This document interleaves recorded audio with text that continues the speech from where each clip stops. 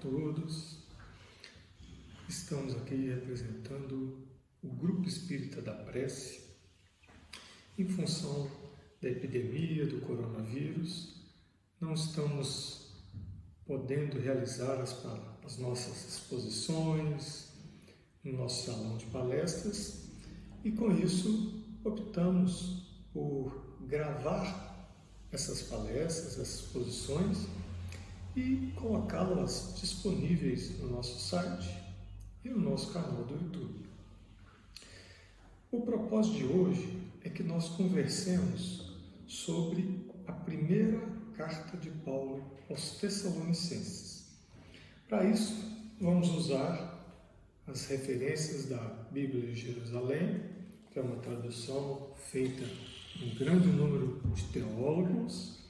Vamos usar o Evangelho, traduzido do grego pelo Haroldo Dutra, e vamos usar o estudo feito por Emmanuel e Chico sobre as cartas de Paulo. Bom, para nós começarmos a conversar sobre essas cartas de Paulo, nós vamos precisar entender um pouco essa dinâmica que Paulo usava durante suas pregações. Nós vamos usar como exemplo a primeira carta de Paulo, a primeira viagem de Paulo, para a gente entender essa dinâmica e para citar dois fatos que consideramos importantes na vida do grande apóstolo dos gentios. Na sua primeira viagem, ele sai de Antioquia, da Síria, e ele nos chama, pela primeira vez, chama todos os seguidores de Jesus de cristãos. Então foi a primeira vez que Paulo nos chamou de cristãos. E Paulo, na sua viagem, ele vai inicialmente navegando pelo mar Mediterrâneo e ele para na ilha de Chipre, onde chega a uma cidade chamada Pafos. E nessa cidade, em uma conversa com o procônsul Sérgio Paulo, ele deixa o nome Saulo de Tarso e passa a usar o nome Paulo de Tarso. Ele segue, passando de cidade em cidade e retorna para Antioquia. Então, essa era a dinâmica de Paulo. Mas a viagem que mais vai nos interessar é a segunda viagem de Paulo, a segunda viagem missionária de Paulo. Então, Paulo parte de novo de Antioquia da Síria e ele vai na sua dinâmica de cidade em cidade. Ele passa por Tarso, por Derbe, por Icônio, Troade, Filipos, Apolônia e chega em Tessalônica. E nessa dinâmica de cidade em cidade, Paulo estava nessa segunda viagem em companhia de Timóteo e Silas.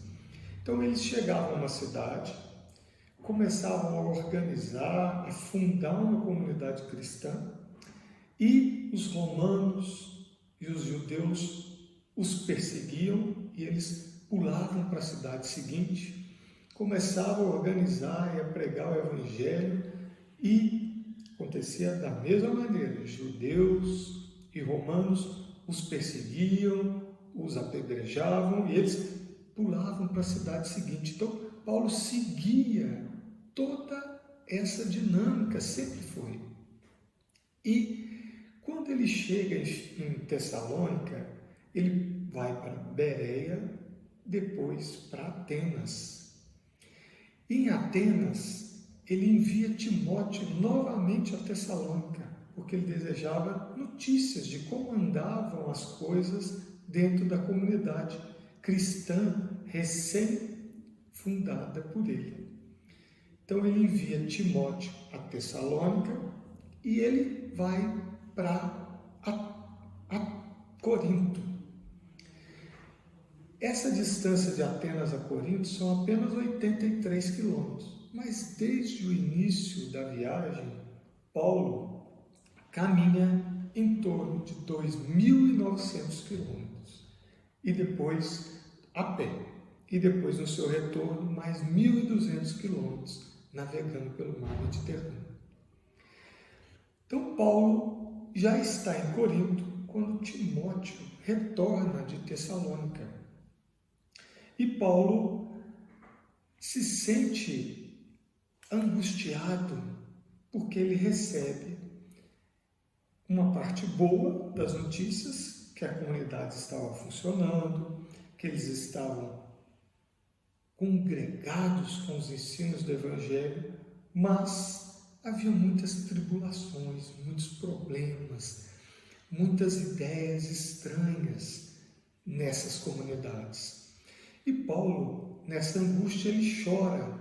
Está descrito em Atos dos Apóstolos, capítulo 18, versículo 9, e ele recebe a visita de Jesus, que diz a Paulo: não temas, continua a falar e não te cales, eu estou contigo, e ninguém porá a mão em ti para fazer-te mal, pois tem um povo numeroso nessa cidade.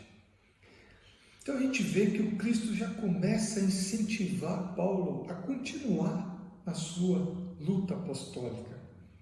Mas nós temos uma informação muito importante que muito vai nos ajudar a compreender a origem dessas cartas escritas por Paulo, onde no livro Paulo e Estevão, segunda parte, capítulo 7, há uma fala do Cristo para Paulo.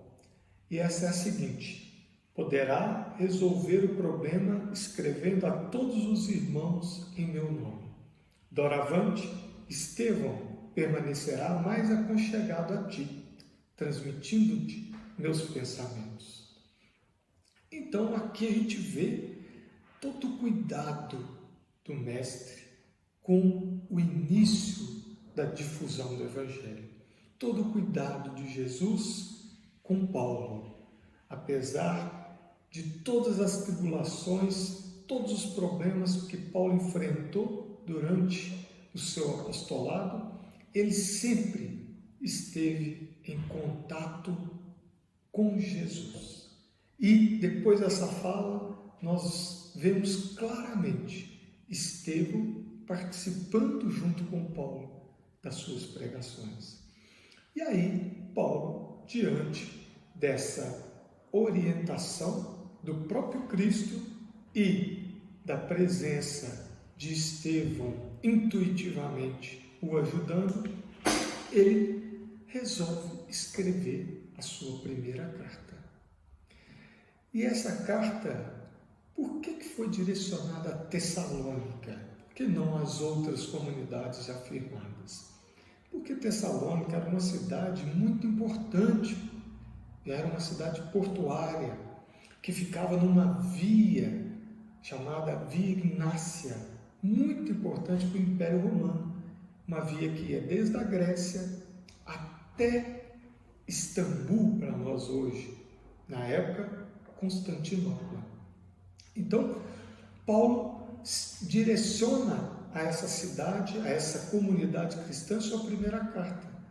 E Tessalônica vem porque era o nome da esposa do general Cassandro, que era um general de Alexandre o Grande da Macedônia, que esse general fundou essa cidade e colocou o nome dessa cidade de Tessalônica. E por isso Paulo escreve a sua primeira carta para essa importante cidade da Macedônia. Mas é importante nós nos colocarmos no tempo que isso aconteceu, porque nós sabemos que Paulo saiu para a sua primeira viagem apostólica antes do primeiro concílio de Jerusalém. E o primeiro concílio ele foi realizado no ano de 48 depois de Cristo. Então, a primeira viagem apostólica provavelmente se realizou entre 46 e 48. E a segunda viagem apostólica depois do ano de 48. E segundo as informações de Emmanuel e Chico, A primeira carta aos Tessalonicenses foi escrita entre 50 e 51 depois de Cristo. E Paulo começa a carta dizendo que ele estava em companhia de Silas e Timóteo e que ele estava feliz porque havia recebido boas notícias com relação à firmeza da fé e da caridade da comunidade de Tessalônica. Mas também estava preocupado com determinados problemas que estavam acontecendo naquela comunidade. E o primeiro problema que Paulo coloca logo no início da carta, no capítulo 2, Paulo nos diz: pois a nossa exortação nada tem de intenções enganosas, de motivos espúrios, nem de astúcias. Por que Paulo coloca dessa maneira? Porque já existia na comunidade recém-formada pessoas trazendo ideias estranhas àquelas do Evangelho de Jesus que Paulo havia ensinado. Então, Paulo vê que o problema estava surgindo de pessoas dentro da comunidade, trazendo ideias que não eram as ideias do Evangelho de Jesus. E se nós trouxermos para nós hoje, nós vamos observar que a maioria dos problemas dos centros espíritas, em termos doutrinários, se origina dos próprios frequentadores do centro espírita. Somos nós mesmos que levamos para dentro do centro espírita ideias doutrinárias estranhas às propostas trazidas por Kardec, através da orientação dos espíritos, e também ideias filosóficas diferentes da que Jesus trouxe através do Evangelho. Então é muito atual, porque um grande problema que nós temos hoje são essas doutrinas, essas filosofias estranhas às orientações de Jesus e de Kardec, que chegam ao centro espírita e chegam dos frequentadores do centro espírita.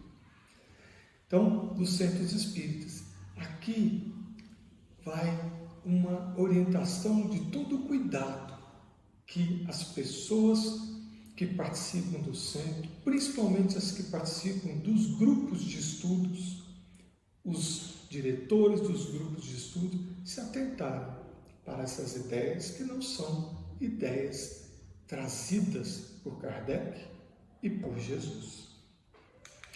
Então, a seguir, Paulo chega no capítulo 4, o corpo de sua carta, e ele já traz um assunto muito importante para a época, e nós vamos ver que para nós hoje também. Paulo diz aos Tessalonicenses: se apartem da luxúria, que tratem suas esposas com santidade e respeito, que não deixem se levarem pelas paixões como aqueles que não conhecem a Deus. Então, Paulo nos traz aqui uma clara preocupação com as questões morais. E ele se preocupa diretamente com as nossas paixões humanas. E nós muitas vezes falamos em paixões, mas o que são essas paixões humanas? Essas paixões nada mais são do que nossos desejos exagerados, nosso egoísmo, nosso orgulho, nossa sexualidade desregrada, nossa agressividade, nossa violência para com o próximo. Muitas vezes o vício ou os vícios que ainda acalentamos, tabagismo, o etilismo, a drogadição. Então, as paixões que Paulo se preocupava à época também servem para nós hoje, nos trazendo uma reflexão de o que estamos fazendo com a nossa vida. O que estamos fazendo com os ensinos que Jesus nos trouxe através do Evangelho? Nós estamos realmente tentando nos mudarmos intimamente, nos reformarmos e buscarmos viver mais próximos do que Cristo espera de nós, buscando entender a grandeza da nossa vida espiritual, a grandeza da oportunidade que estamos tendo nessa encarnação. Então, são reflexões que precisamos ter.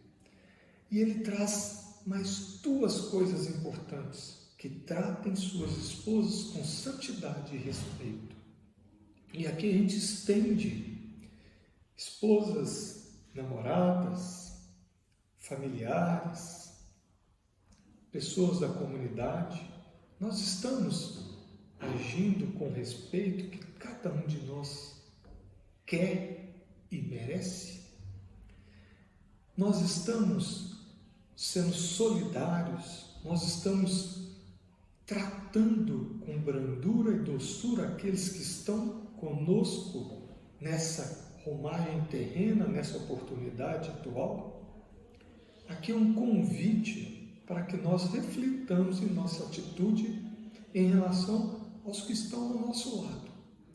Que estão ao nosso lado não por acaso, mas porque temos débitos e dívidas a serem resgatadas, temos problemas a serem resolvidos, temos atitudes a serem modificadas para que nós trabalhemos juntos para um crescimento espiritual de todos ao nosso redor.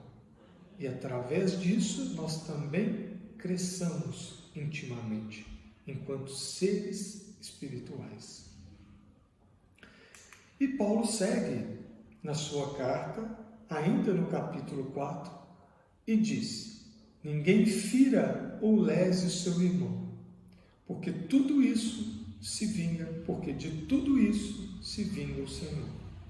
Portanto, quem desprezar estas instruções, não despreze um homem, mas Deus, que vos infundiu o Espírito Santo. Então, Paulo nos traz já mais uma vez essa ideia de doçura e brandura com aqueles que estão ao nosso lado. Que nós possamos tratá-los com todo carinho, com todo amor, que nós também gostaríamos de ser tratados.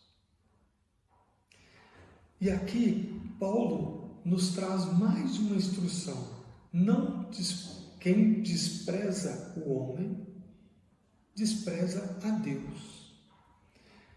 E aqui nos lembra uma passagem em que nos é dito: se nós não somos capazes de amar aqueles que estão ao nosso lado, como seremos capazes, que nós estamos vendo ao nosso lado, como seremos capazes de amar a Deus que nós não vemos?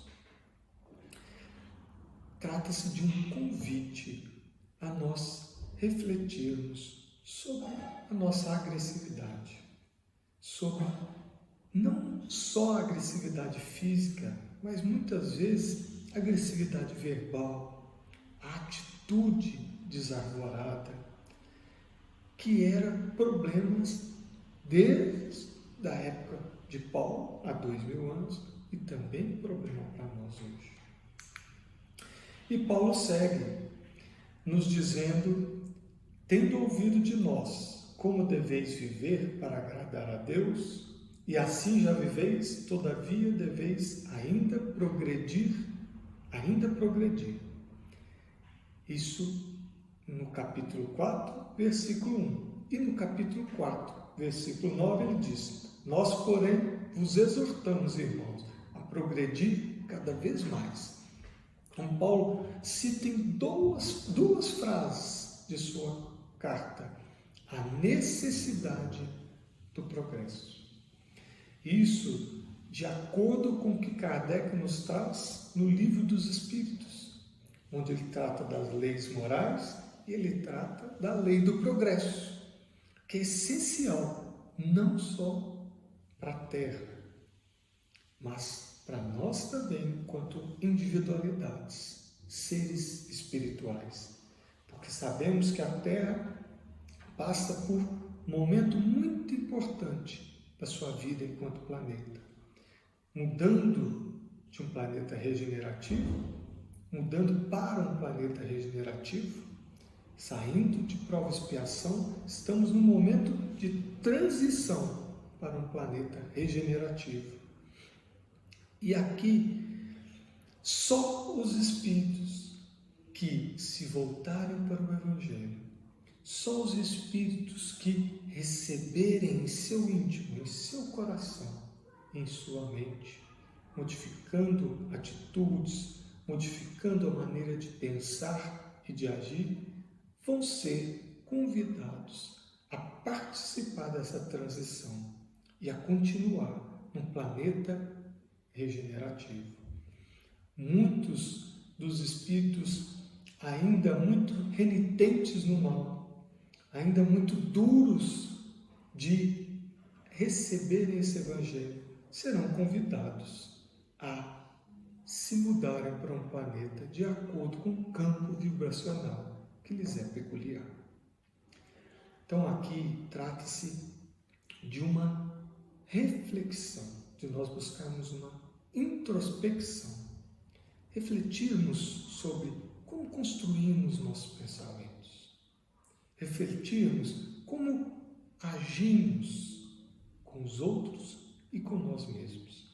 É um convite à mudança, é um convite à reforma, é um convite à renovação através do Evangelho de Jesus.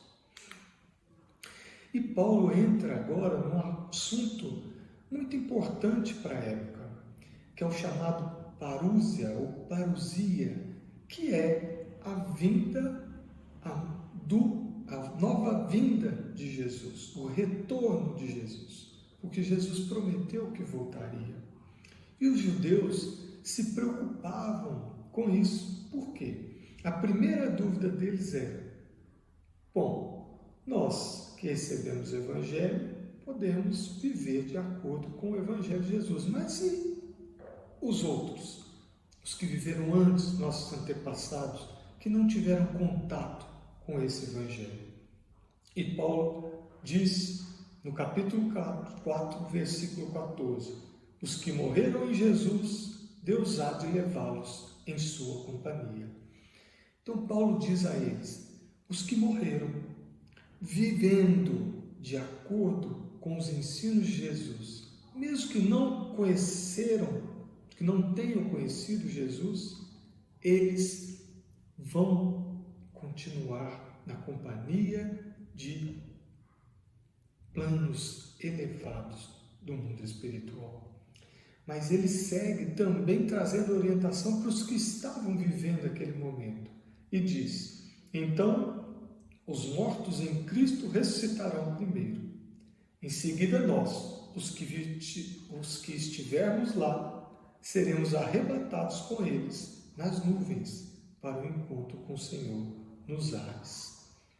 E Paulo diz isso porque estavam sofrendo muitas tribulações. Os cristãos estavam sendo martirizados pelo Império Romano e perseguidos pelos judeus. E Paulo traz o alento a eles de, se morrerem em Cristo ou morrerem pelo Cristo, eles estariam sendo recebidos pelo Senhor. Jesus já tinha dito durante as suas pregações: aqueles que quiserem salvar a sua vida, a perderá.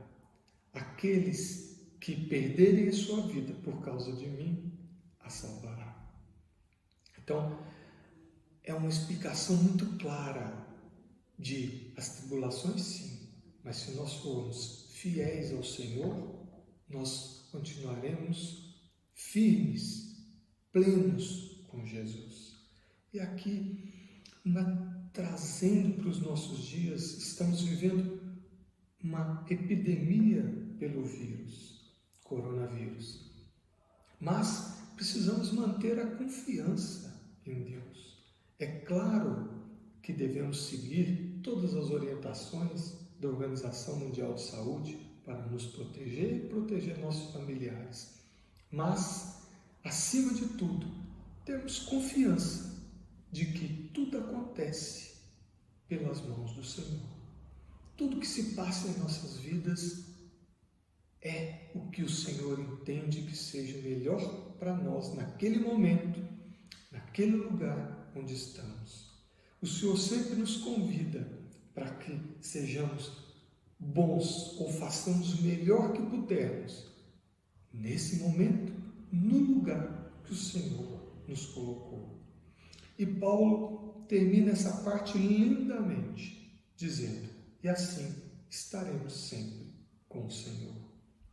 Então, importante nós percebermos, Paulo instrui, Paulo orienta, Paulo cobra, mas acima de tudo demonstra um extremo carinho com toda a comunidade, com todos os cristãos, com todos os servidores do Cristo. E ele segue entrando na segunda parte do assunto da parúsia, onde ele diz, no capítulo 5, versículo 4, vós, porém, meus irmãos, não andais em trevas, de modo que esse dia vos surpreenda como ladrão, pois todos vós sois filhos da luz, filhos do dia, não somos da noite, nem das trevas. Aqui para nós entendermos essa linguagem dos judeus, que gostavam dessa dualidade, dia e noite, luz e treva. Então eles usavam isso para comparar os opostos. E Paulo nos conclama a sermos filhos da luz, de maneira coincidente com o que Jesus nos disse no Sermão da Montanha. Jesus já nos disse, vós sois filhos da luz. Depois em João, Jesus nos diz, eu sou a luz do mundo. Quem me segue não anda nas trevas. Então Jesus também usou essa questão da luz. E é preciso que nós entendamos que realmente somos filhos da luz. Somos herdeiros do Pai. Jesus nos disse, não vos trato como servos, mas como amigos, porque tudo que o Pai me ensinou, eu passei para vocês. Então, nós precisamos buscar essa luz dentro de nós mesmos. Se somos filhos da luz, filhos de Deus, nós precisamos cultivar essa maneira de nos conectarmos com sinos mais elevados, com campos vibracionais mais elevados, para que nós facilitemos que os nossos mentores, que os espíritos simpáticos tenham acesso a nós através da intuição, que nós saibamos nos silenciar para que Deus fale conosco. É importante, ainda mais nesse momento conturbado que estamos vivendo, nos reservarmos momentos de introspecção, de reflexão, de uma leitura edificante, para que nós nos sintonizemos com todos esses servidores do bem, esses servidores de Jesus, que estão sempre a nos acompanhar. Mas é preciso que nós facilitemos a sua ação dentro de nossos corações e de nossas mentes, através de reflexões, através de orações, através de bons livros, boas leituras, bons vídeos, que nós trabalhemos por nós mesmos em busca dessas oportunidades de crescimento espiritual. E Paulo segue na sua carta, no capítulo 5, versículo 10, ele diz, a fim de que nós, na vigília ou no sono, vivamos em união com eles, e ele se referia a Jesus. Então ele traz mais um momento, na vigília e e no sono. A mesma dualidade. Na vigília, os que estão ainda encarnados. No sono, os que estão desencarnados. Mas também podemos interpretar na vigília os que estão alertas, os que estão se dedicando ao Evangelho, os que estão se dedicando ao seu melhoramento, os que estão buscando trabalhar a caridade, trabalhar a solidariedade nesse momento mais complicado. Enquanto aqueles que estão no sono, ou seja, aqueles que ainda estão se dedicando única e exclusivamente a eles mesmos, a busca do prazer desmedido, a busca de ambições desmedidas, a busca de vícios que trazem sensações ilusórias. Então, essa é a dualidade. Não só a dualidade dos judeus, mas a dualidade da nossa vida. Nós precisamos e já passamos do momento de buscarmos entender a seriedade da vida com a qual nós estamos lidando hoje nessa encarnação. Porque é importante entendermos que Deus vai sempre nos dar outra oportunidade. Claro, com certeza. Deus é misericórdia. Mas é importante nós valorizarmos essa oportunidade. Nós não abusarmos do dom da vida que Deus nos deu e buscarmos, nos dedicarmos ao aprendizado dessa vida que Jesus trouxe para nós. Porque Jesus nos disse: eu venci o mundo. E muitas vezes nós confundimos e buscamos vencer no mundo. Há uma diferença extremamente grande. Vencer o mundo é vencer a nós mesmos, vencer nossas paixões, vencer nossas más tendências, agasalharmos esse Evangelho em nosso íntimo e tentarmos, com o uso de muita vontade, vivermos o ser cristão. É isso que Jesus espera de nós. E Paulo continua em sua carta, capítulo 5, versículo 14 e 15. Admoestai os indisciplinados, reconfortai os pusilânimes, os medrosos, sustentai os fracos, sede paciente para com todos, vede que ninguém retribua o mal com o mal, procurai sempre o bem uns dos outros. Então Paulo, com todo carinho, pede a eles: sejam disciplinadores. Disciplina é importante. Sem disciplina não aprendemos lições. Se não aprendemos lições, não mudamos o nosso viver. Então é preciso ter disciplina, é preciso ter vontade. Emmanuel já disse isso a Chico. Era preciso ter disciplina, disciplina, disciplina. E Paulo chama esse assunto de novo para que nós entendamos a importância da disciplina no aprendizado das lições. Mas também traz o conforto, quando ele diz: nós temos que buscar corrigir o ato errado, mas sempre consolar e amparar aquele que errou, ou aquele que ainda está inseguro diante das dificuldades do mundo. E ele diz: sustentai os fracos, sede pacientes para com todos. Nós não sabemos o que cada um está vivendo em seu íntimo. Nós não sabemos o que cada um passa na sua vida, as dificuldades que cada um encontra, ou a maneira que cada um tenta resolver essas dificuldades. Então é preciso ter companheirismo, é preciso compreender, entender as dificuldades do outro e não tentar que o outro haja da maneira que nós acreditamos que seja correta. Porque quem somos nós para falarmos com certeza que esse é o caminho ou aquele é o caminho.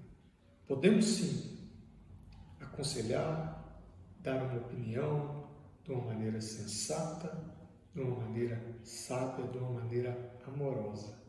Mas a decisão do caminho a seguir cabe ao outro, cabe ao livre-arbítrio de cada um de nós. E aí, Paulo nos diz: vede que ninguém retribua o mal com o mal, procurai sempre o bem uns dos outros. Isso está em completo acordo quando Jesus nos diz: oferecei a outra face. O que Jesus está dizendo? Quando alguém for agressivo com você, seja amoroso com ele. Quando alguém for egoísta, seja humilde. Quando alguém for orgulhoso, seja humilde. Quando alguém for egoísta, seja solidário. Quando alguém te maltratar, o trate bem, com respeito, com cordialidade. Essa que é a outra face. É oferecer o oposto quando somos maltratados ou quando somos mal interpretados. É oferecer o lado do bem, o lado do amor, o lado do respeito, o lado da compreensão. E não entrarmos na luta, na agressividade, na rudeza, na maledicência, no trato desequilibrado. É isso que é oferecer a outra face, nos dizeres de Jesus e nos dizeres do Paulo: retribua o mal, nunca retribua o mal com o mal. E Paulo vai caminhando para o fim da sua carta, quando ele nos diz, no capítulo 5, versículos 16 e 17, alegrai-vos sempre, orai sem cessar. E ele segue dizendo: não extingais o espírito, discerni tudo e ficai com o que é bom. O que Paulo quer dizer quando ele nos diz: não extingais o espírito? Paulo está dizendo para que nós usemos os dons de nós espíritos, os dons intuitivos que nós temos, mesmo que não sejamos médiuns ostensivos, mas todos nós temos a capacidade de ouvir no silêncio.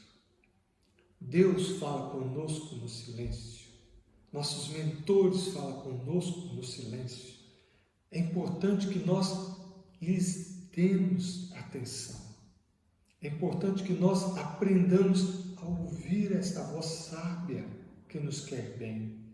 Essa voz de pessoas, de espíritos que têm muita ligação conosco, que nos amam, nos acompanham muitas vezes há milênios, nos observando, nos auxiliando, servindo a Jesus através da busca, da dedicação à nossa educação.